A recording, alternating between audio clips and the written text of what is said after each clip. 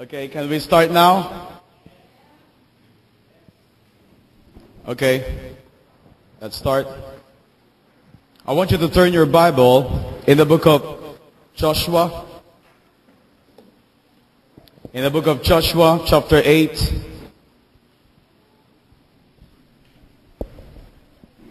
Are you there? Tell me if you are there.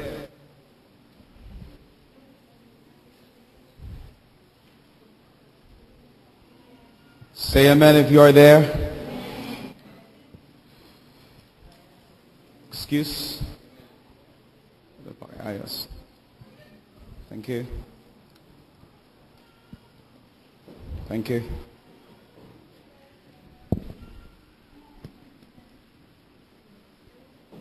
Hallelujah. In the book of Joshua, pakibaba ng konti. Okay, that's good.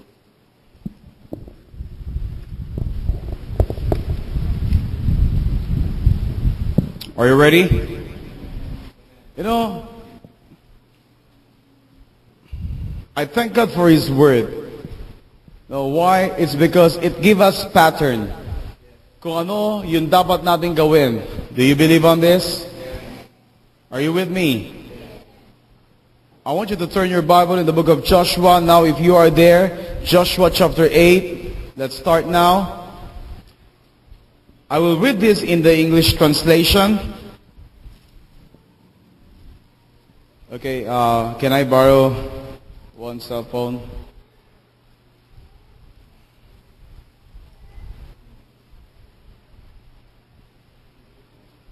Another cell phone? Okay.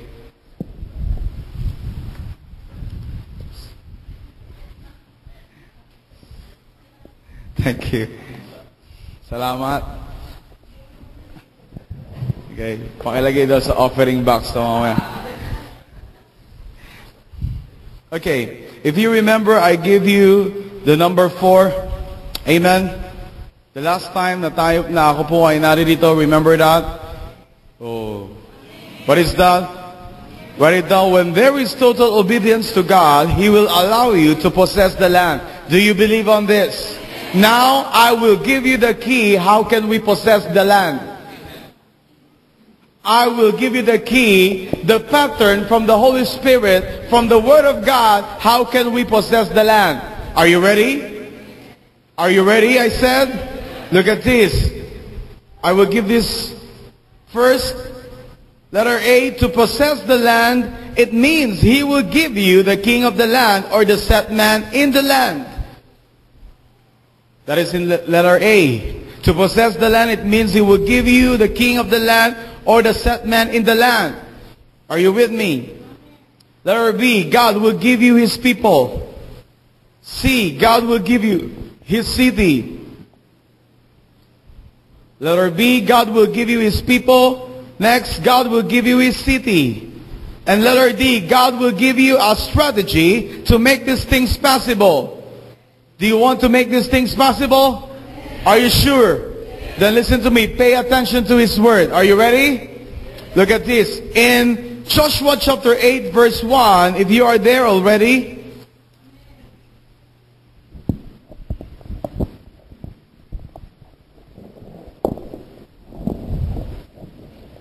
In Joshua chapter 8 verse 1, now the Lord said to Joshua, do not fear or be dismayed. Take all the people of war with you and arise. Go up to Ai. See, I have given into your hand the king of Ai, his people, his city, and his land. Now, look at the instruction of the Lord to Joshua. Do not fear or be dismayed. Are you with me? Listen to me. Most of the time, you know what, the reason kung bakit hindi tayo nakaka-penetrate o nakakapag-focus o totally natatapos natin kung ano yung inayos na ipagawa ng Diyos sa buhay natin. Why? It's because number 1, you know what, our mind is not changing. Ang ating kaisipan ay hindi nagbabago. Why? It's because of fear. And because of being dismayed or dahil sa pagiging dismayado natin at dahil sa pagkatakot natin, you know what? Ito yung mga bagay na nagiging dahilan sa iyo at para sa akin kung bakit natin hindi na iahakbang ang ating pagsunod sa Diyos. Did you get these things? Hello? Oh, talk to me. Naunawaan niyo po ba yung sinasabi ko? That's why look out. Do not fear or be dismayed. Why? Dahil ang dapat na pagkatakot na meron ka ay ang pagkatakot lamang sa Diyos. Ang pagkatakot na nagmumula sa tao ay hindi tama. I will say it again. Ang pagkatakot na nagmumula sa tao ay hindi tama. Are you with me? That's why malinaw o dapat maging malinaw sa iyo at sa akin kung meron mang pagkatakot na dapat na makita sa ating lahat kundi para sa Diyos lamang.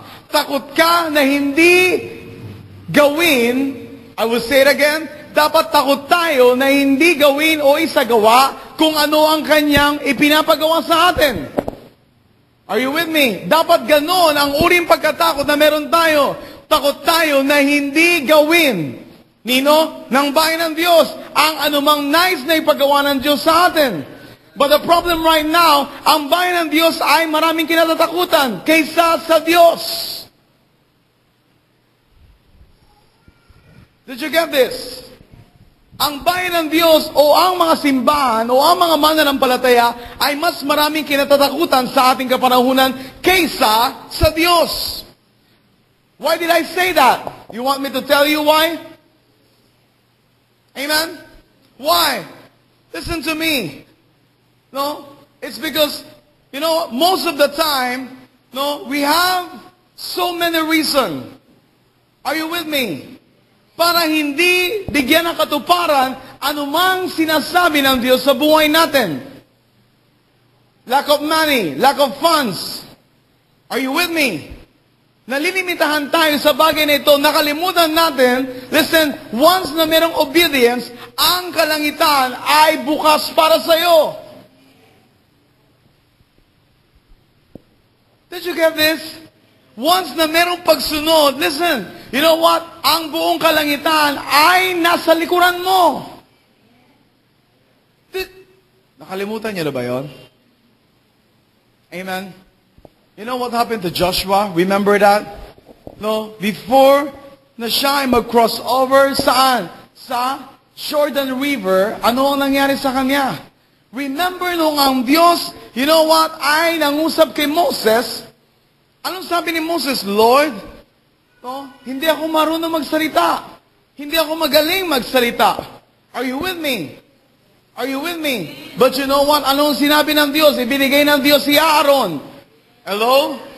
And you know what? Nung siya, si Moses din, ay nandoon na saan? Sa harapan, ng karagatan, at kinakailangan nilang tumawid, you know what? Sinabi niya sa Diyos, Panginoon, paano ito?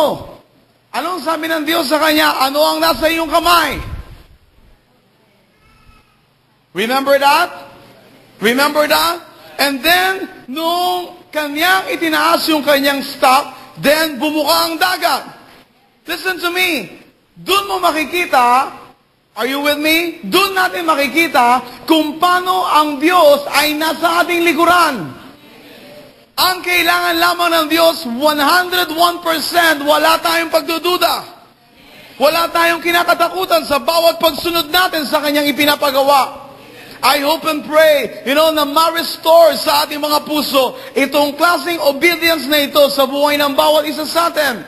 Na tayo ay merong 100% na pagsunod sa sinasabi ng Diyos kaysa sa sinasabi ng tao. Oh. That's why, look at here. Anong sabi rito?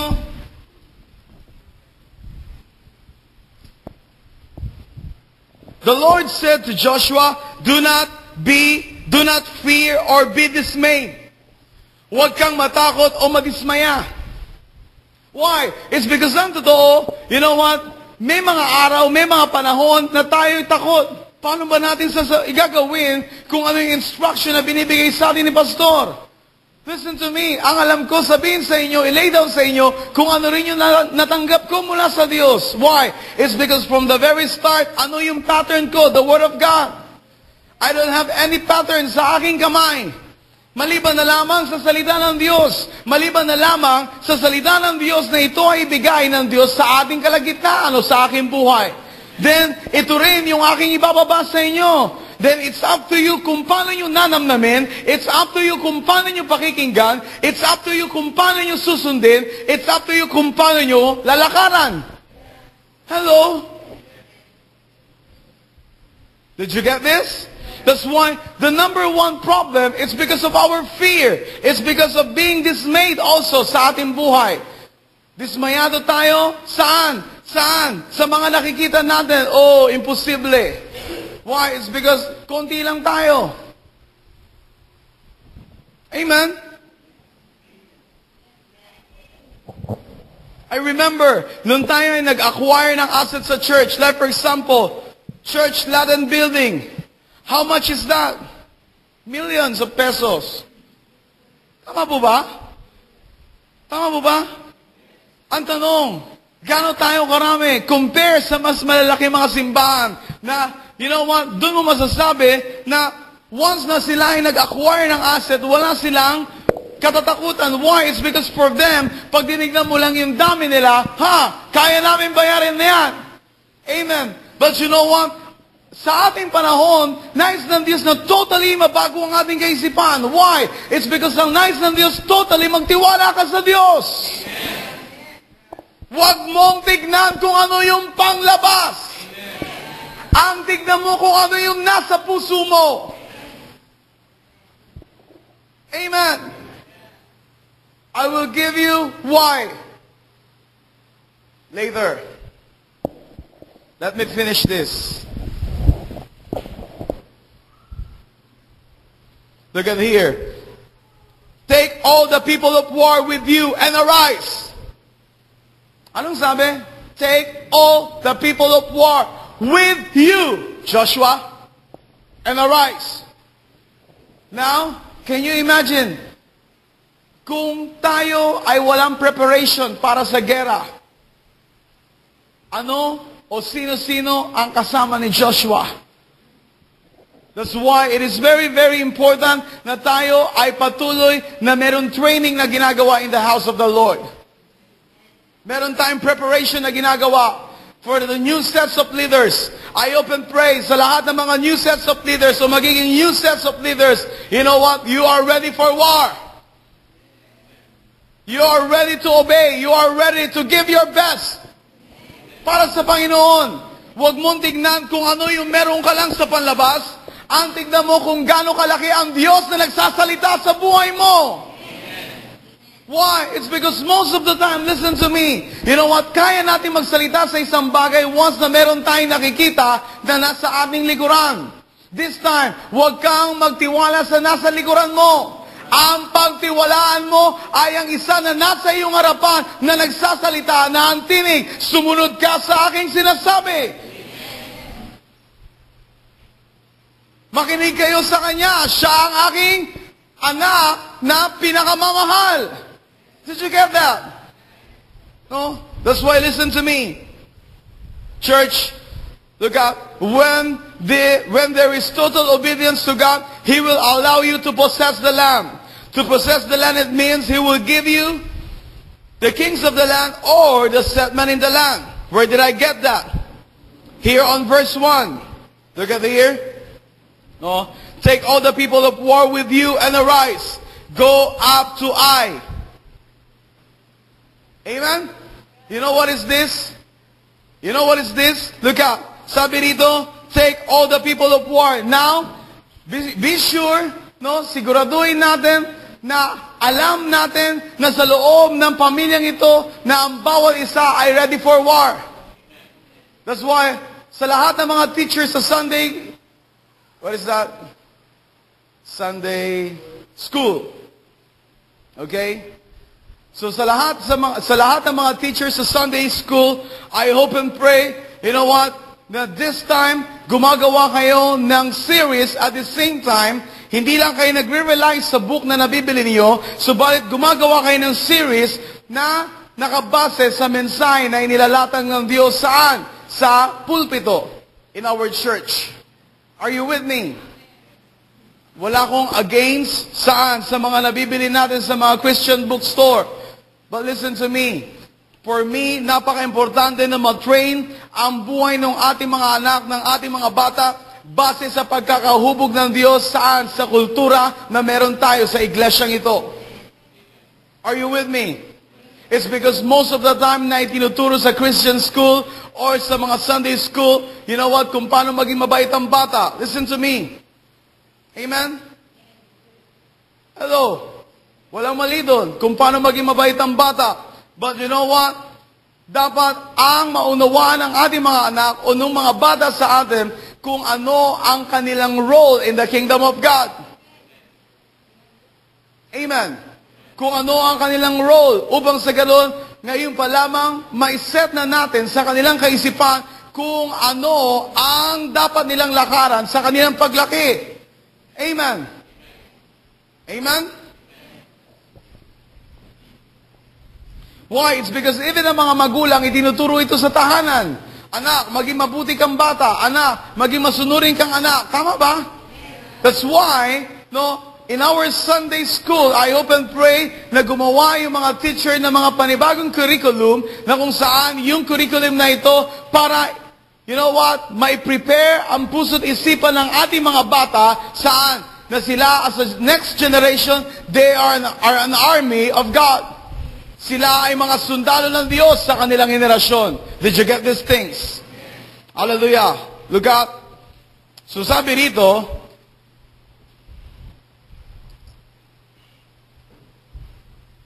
no? Take all the people up, war with you, and arise. Sino yung makakasama ni Joshua? People of war. Para saan? Sa digmaan. Now listen to me. Sino sa atin, no? Yung tinatawag dito na people of war. Hello? May kausap ba ako rito?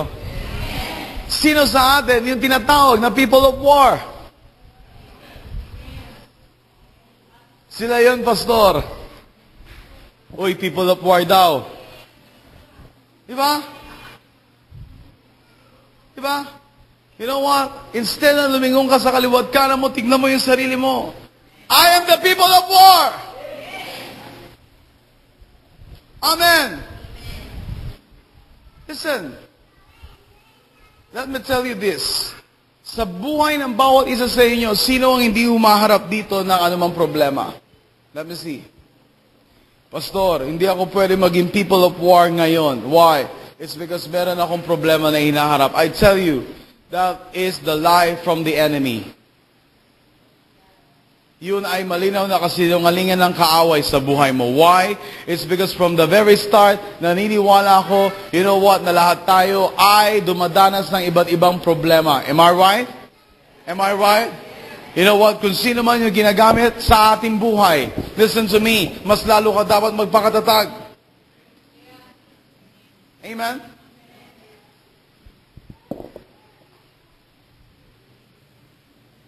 Amen. Amen. It's okay.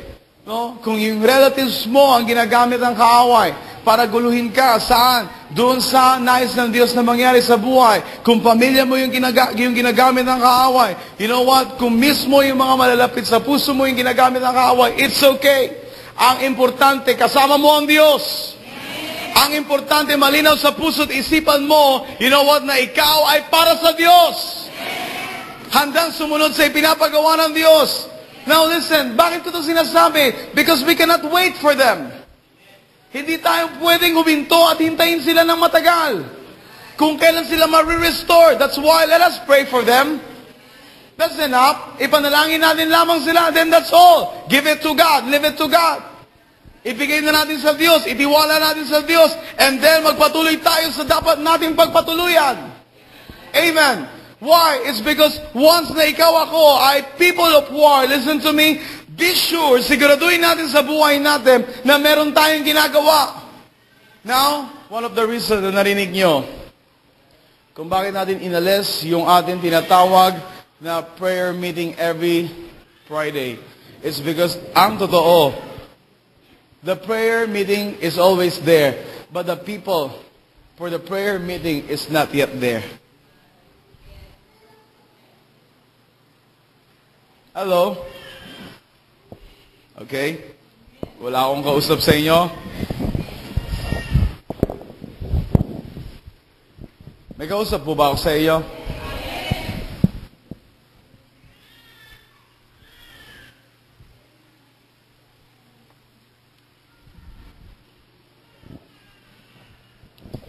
That's why look at this. Sabi dito, take all the people of war with you and arise. It is very, very impossible na tayo ay, you know what, pumunta doon sa nice ng views na puntaan natin kung hindi malinaw ang role ng bawat isa sa atin.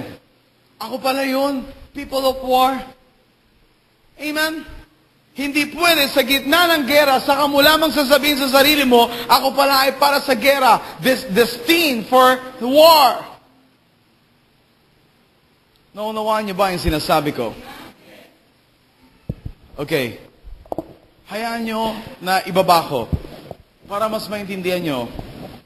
Alam niyo ba na kayo ay Kristiyano? Oh, that's good. Okay? Second, sa pagiging Kristiyano, alam niyo ba na anytime kayo ay pwedeng gerahin ng kaaway? You know that? Okay. Alam niyo ba yon? Anytime pwede kayong gerahin ng kaaway? Alam niyo ba yon? Okay, that's good. Now, look at. Kung alam niyo na anytime pwede kayong gerahin ng kaaway, ano ang dapat ikaw at ako? We are equipped for battle. Tama ba? You and I as a Christian. That's why, listen to me, on these last days, listen. Anong sabi sa salita ng Diyos in the book of Revelation? Ang masama ay lalong magpapakasama. Ang mabuti ay lalong magiging mabuti. Ang mga banal ay mas magpapakabanal. You know what is that? You know what is that? No? Sinabi yon sa salita ng Diyos, why?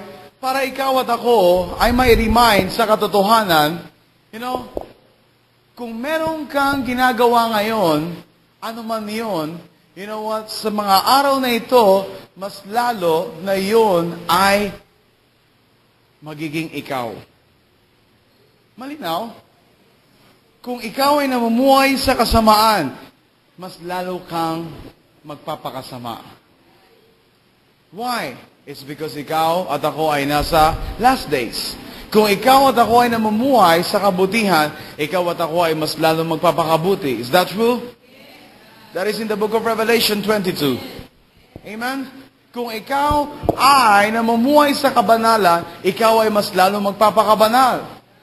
Why? It's because kung ano yung meron ka, listen to me, kung ano yung meron ka, yun yung mas lalo pa nalalago sa buhay mo. Amen. Amen. Now, everybody look at me. Everybody do this. Okay, look at. Look at. Amen. Look at your hands. Tignan mo yung kamay mo. Now, bakit ko yung pinagawa sa'yo? Now, begin to think.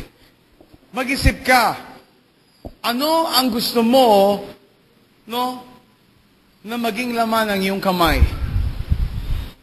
Amen? Dun sa tatlo na ito, ang masama ay lalo mas magiging masama, ang mabuti ay mas magpapakabuti, ang banal ay lalo mas magpapakabanal. Then, look at your hands. Amen? And you know what? Nasa sa iyong kamay kung ano ang gusto mo mangyari sa sarili mo. Is that true? Do you believe on that? Put it down. No, nasa sa kamay mo. Why? It's because from the start, God is willing. Sa simula-simula pa lamang, willing ang Diyos na bigyan ng katuparan kung ano ang lahat ng kanyang ipinangako sa iyo at sa akin. Now, nasa sa iyo na yon kung babaliwalain mo o hindi kung ano ang iyong tinanggap. Kung gusto mong panatilihin ang kasamaan sa buhay mo, then so be it. Kung gusto mo mamuhay sa kabanalan, then that's good. Fine for you. Malinaw ba? Bakit mo kailangan marinig ang bagay na ito? Listen, no? It's because ang katotohanan ang siya magpapalaya sa atin. Now, kung hindi ka makikinig ngayon, kailan ka makikinig? That's why Bible says, ang may tenga ay makinig. Ang may pandinig ay makinig. Ang tanong, may pandinig ba tayo? Now, choose. Kayo ba ay people of war or not? It's because kung hindi kayo people of war, listen to me, I believe on these last days, ang Diyos ay maghihirang ng mga tao na mayroon tamang puso para tapusin ang kanyang nais mangyari. Ang problema, once na ito ay nangyari, naghirang ang Diyos ng panibagong tao, listen to me, merong maitsipwera sa inyo.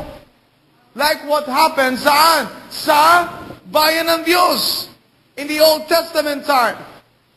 Plano ng Diyos na ang bayang Israel ay mapalaya mula sa kadiliman patungo saan? Lupang pangako. Is that true? You know, na alam nyo ba na pareho ang sitwasyon ng Christian church o Kristiyano o ng iglesia noon at ngayon? From slavery to the promise of land or to the promised land. Is that right? Oh, everybody look at me. From the slavery to the promised land. Tama ba? Yun ay sa panahon ng bayan ng Diyos in the Old Testament time. What about in the New Testament time until now? Are you ready? From the slavery to what? To Jesus Christ. To the throne of God. Amen. Again. From slavery to the promised land. From the darkness to the throne of God. Yun, ikaw ngayon.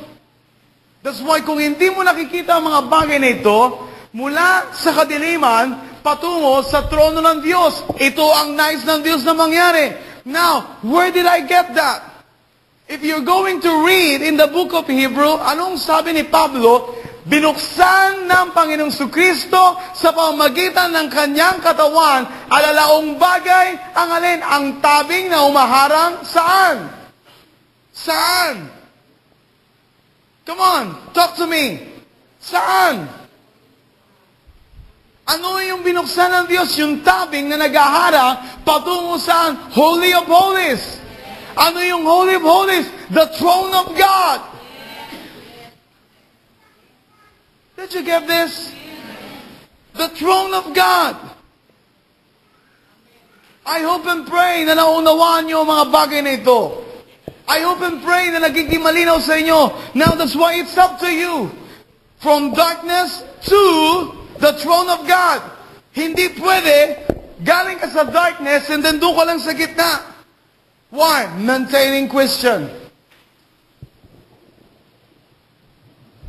Amen?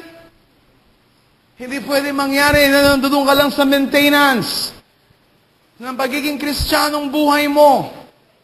Hihintayin ko muna sila. Sinong hinihintay mo? Tama?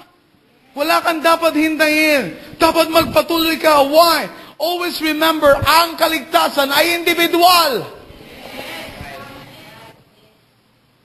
Tama po ba? Kahit na gaano kalaki ang puso mo para sa iyong minamahal sa buhay, kung ayaw niya sa kaliwanagan, gusto niya sa kadiliman, wala kang magagawa. Kundi umasa sa Diyos isang araw, siya ay katagpuin din ng Diyos. That's all. That's why you cannot wait for them. Tama ba? Ako ba meron ako mga mahal sa buhay na hindi pa mananampalataya? Yes, marami. At marami na rin akong kamag-anak na nakakilala sa Diyos. Simula nang humakbang ako sa Panginoon, you know what? May mga kamag-anak ko na nakakilala rin sa Diyos. I thank God for that. Why? It's because ang kaligtasan na hindi lamang sa iyo, kundi ito'y pangako ng Diyos maging sa iyong sambahayan. Now listen to me, hindi mo yung pwedeng biglain